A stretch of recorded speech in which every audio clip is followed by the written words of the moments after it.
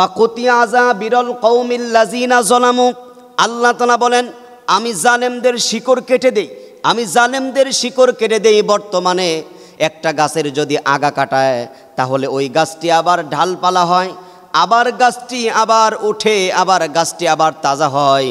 কিন্তু যদি গাছের শিকড় যদি কেটে দেয় তাহলে ওই গাছটা আর বড় হতে পারে না। তেমন আল্লাহ তাআলা বলেছেন ফাকুতিয়া আযাবিরল কওমিল্লাযিনা যালামু, আমি জালেমদের এমন করেই দুনিয়ার থেকে তাদেরকে লাঞ্ছিত অপমানিত করি, তাদের আমি গোড়া কেটে দেই, শিকড় কেটে দেই। আল্লাহ আগা কাটার কথা বলে নাই, শিকড় কাটার কথা বলেছে।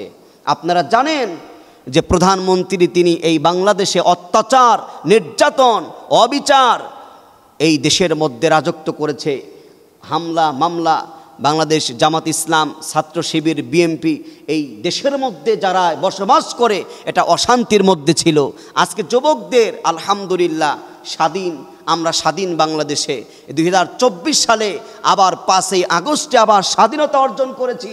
75-এর আগস্টে যেমন মানুষ মিষ্টি খেয়েছিলেন, আনন্দ ছিলেন, তেমনই আবার 2024 সালে এই 5 আগস্টেও মানুষ আনন্দিত, উৎফুল্ল, মিষ্টি বিতরণ করে। ওই 75-এর আনন্দ আর এই 2024-এর এই 5 আগস্টের আনন্দ এক আনন্দ।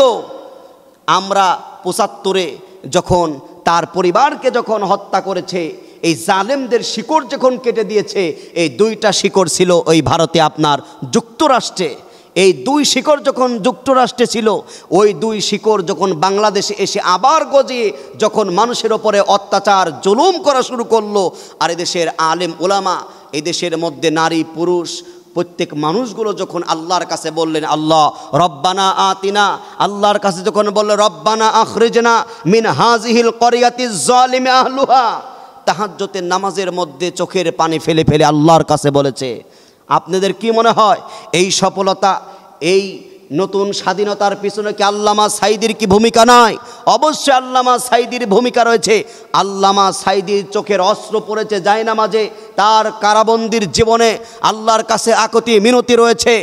এই স্বাধীনতার পিছনে আল্লামা মামুনুল হকের জেল জীবনের চোখের পানি রয়েছে, জোনায়েদ আল বাবনগরীর, জোনায়েদ আল হাবিবের চোখের পানি রয়েছে।